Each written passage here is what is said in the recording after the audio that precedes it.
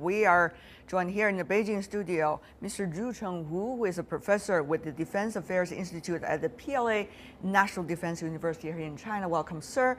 Meanwhile, in Moscow, we have Mr. Pavel Felgenhauer, a Russian defense analyst. And in Boston, we have Mr. Jim Walsh, who is a Security Studies Program Research Fellow at the Massachusetts Institute of Technology. Gentlemen, welcome to the three of you. First of all, let me ask our Russian and American panelists this question. Mr. Felgenhauer, what do you make of at least the exchange of the rhetorics and words? The U.S. side is saying, well, we are proposing to station militaries and also more heavier weapons in the eastern countries and the Baltic regions. And Russians are saying, particularly President Putin is saying, we're going to add 40 more intercontinental ballistic missiles into our arsenals.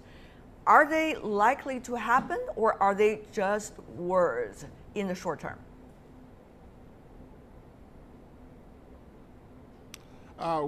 Yes, the Russian right now is in the midst of a very massive military rearmament program. And actually what Putin announced, that's not really that much news. Last January, the chief of Russian General Staff, General Gerasimov, announced that in this year 2015, we'll be procuring over 50 ICBMs. So what Putin says was actually a decrease in the purchase. Apparently there are some problems. There'll be only one nuclear-powered submarine that will get a full array of weapons of the new Bulava class, and the other one won't. So this is not kind of a news thing, but it's coming in the atmosphere of increased tension, and it's causing very much a reaction from also American military. Of course, they knew about what Gerasimov said. Americans right now are saying that they'll bring the heavy equipment of one brigade for about 5,000 heavy force, but not the brigade itself, only its weapons. And again, it's not clear where they'll be stationed. In Germany, in Poland, in the Baltic republics. I don't think that this brigade is going to threaten directly Russia, or seen as a very serious direct threat. And the new missiles that were replacing old ones are also not a direct threat. But the rhetoric is very hot, and that's not good. That's right. That's why I want to ask Dr. Walsh. Mr. Felgenhauer seemed to have some information missing, as he said. He doesn't know as to where those heavy arms are likely to be stationed in some of the Eastern European countries and Baltic states. And he said he doesn't know from the Russian side whether the U.S. is going to have a very tight agenda in implementing those. What do you make of those not known answers? Do you have more information than we've already got on hand? Dr. Walsh. Well, first of all, I want to say that I agree with my Russian colleague. I think his analysis is correct, that these increases have been announced previously, and that Russia in general, in the nuclear side, has been expanding the role of nuclear weapons. I personally believe that violates their nuclear nonproliferation treaty commitments. All the nuclear weapon states in the treaty are supposed to be reducing their nuclear commitments, reducing the roles for nuclear weapons, not expanding them. So I think that's problematic. And of course, what NATO is doing is on the conventional side, not the nuclear side. So there's a distinction there. As to where the forward basing of material would be, I would guess it, and this would be a guess, I would guess it would not be Germany. It would be Poland or the Baltic states, because those are the ones that are feeling most exposed right now. Part of this is on the part of the NATO is sending a signal to Russia, but part of it is reassuring the members of the treaty alliance, and particularly those ones, the ones that are closest to Russia are the ones that are most nervous. And they're the ones who are calling for support, the Polands and the Balts. So I expect that's where that material will go if in fact that happens.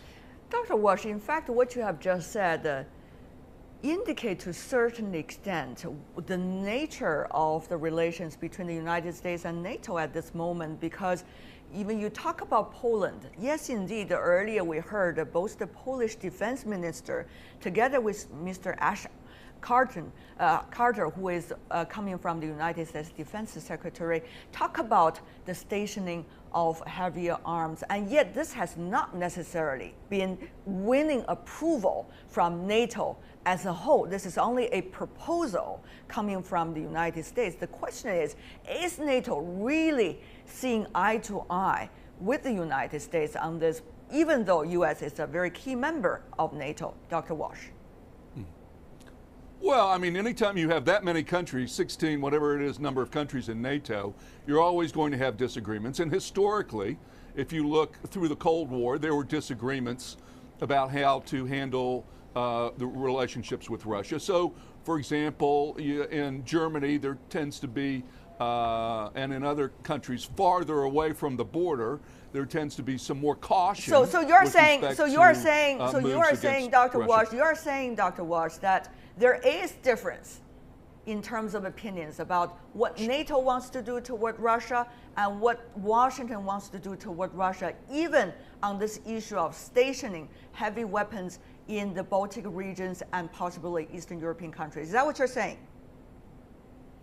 I'm saying for all these countries, there are things they agree on and things that they disagree on. That's the nature of a treaty alliance. So I would say, in general, traditionally, Germany is much more cautious about actions like this, whereas the countries in NATO that are closest to the Russian border tend to be the ones who want to do something and do it today, because they are the ones who feel like they are at risk, whereas the Germans are sort of looking at the big picture, and also they're a little further removed from it all. So naturally there'll be differences based on national interest. But in the main, I would say NATO and the EU have held pretty close together. I mean, they've adopted sanctions. We'll see whether this material gets moved or not. Remember, it's not troops, as our Russian colleague points out. It's not troops, it's material. It is. I'm sure some Europeans would see more troops as being contributing to the crisis. Sanctions, so I think though, are very different from placing heavier arms. Those are, of course, a very different nature thing. So let me come back to you, Mr. Falkenhauer, before I go to our Chinese guest. We understand there has been a survey going on by the Pew Research Foundation over the past few months, interviewing 11,000 NATO country members as well as Russians and Ukrainians.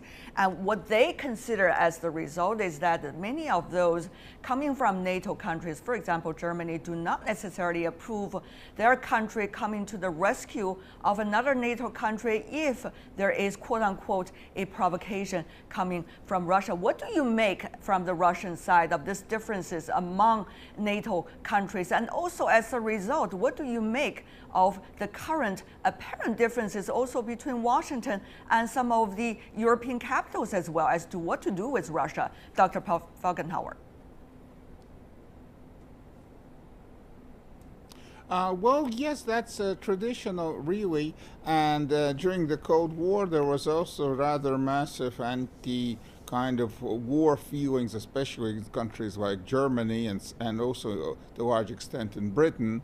And Moscow always tried to use those feelings and those opinions to kind of put wedges between NATO countries. Especially Russia was always interested, Moscow was always interested in weakening the transatlantic link. But though we did a lot of trying, we didn't really manage to do it. And these public figures, yes, they are there. Actually, there's a lot of pacifist feeling in Europe, and actually there is the same in Russia too. Peoples don't want to go to war, but the thing is that it's not the peoples that will decide. It will not be by popular referendum vote. If there's going to be conflict, it's going to be decided by parliaments and governments. And well, even if people don't want to go to war, they'll have to go to war if their nation goes to war. So the question. So this is important, but I would not put that much emphasis on it. But the question is, General Zhu here in Beijing, given what has been the agreement between NATO and Russia, by 1997, NATO has agreed not to place troops near the area of Russia's border, and also the realities, economic realities that these European capitals, together with Moscow, are facing these days. Is there an ever-increasing danger where actually the conflict is more likely to be between Moscow and Washington directly now? First of all, I think the situation at the present is totally different from that in 1997. At that time, I think we had seen the rapprochement between the Russia and the United States and the Western world. But nowadays, because of Ukraine incident, I think the relations between Russia and the United States is worsening. But I think it's very, very impossible for us to see in the immediate future a direct conflict. But what about between arms the race? two. Arms race is quite likely, but I think this arms race will be asymmetric because I don't think Russia is capable of race against the United States and other Western countries in a parallel, balanced way. So therefore, President Putin has proposed to deploy more ICBMs. It is not only in the political or military area, but it's also in the economic sphere as well, because at the moment we understand the St. Peter's Economic Forum is also taking place on Thursday. It is certainly one of those channels for Russia to diffuse the pressure coming, quote unquote, from the Western countries to seek more economic growth of its own and to integrate others into its own, in a way, sphere. But how much will these help in terms of the heavy pressure coming from sanctions and in terms of all of these military also presence of the West, possibly also on the border of Russia? I think this sort of deployment by the United States in European countries is the one-side or unilateral action by the United States with some of the members of NATO or European members. But I think this sort of action is closely linked with the economic sanctions. And I believe sanctions is hurting the economy of Russia, but also it hurts some of the, or most of the European members, because European members are different in the economic relations with Russia, with the United States. United States has very little connection with Russia economically, but European countries are different. They are heavily dependent on Russia. So the sanction is a double-edged sword for both countries.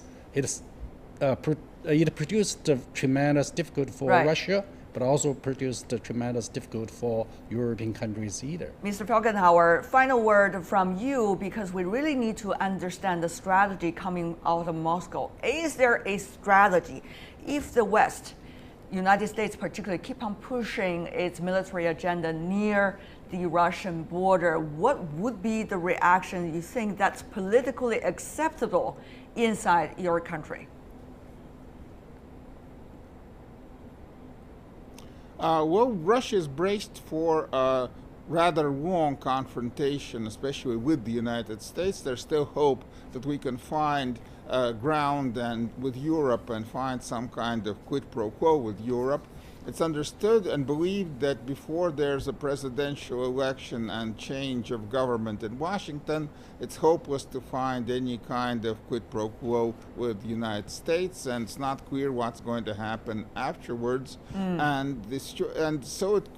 We're bracing for the situation, and it's really getting rather complicated today. The most hot spoken about topic in Moscow is the arrest of Russian assets that is beginning to happen in Western Europe, and that's not connected directly to Ukraine. That's the UCAS affair returning to bite us, and that could be a very serious issue because Russian government-owned companies and banks could find that they can't actually buy things in the West because their assets are being frozen. All right. Certainly a very complicated picture over there, different kinds of development between the relations, Russia and also the West. We'll see how things will evolve. Thank you so much, the three of you, gentlemen, for being with us.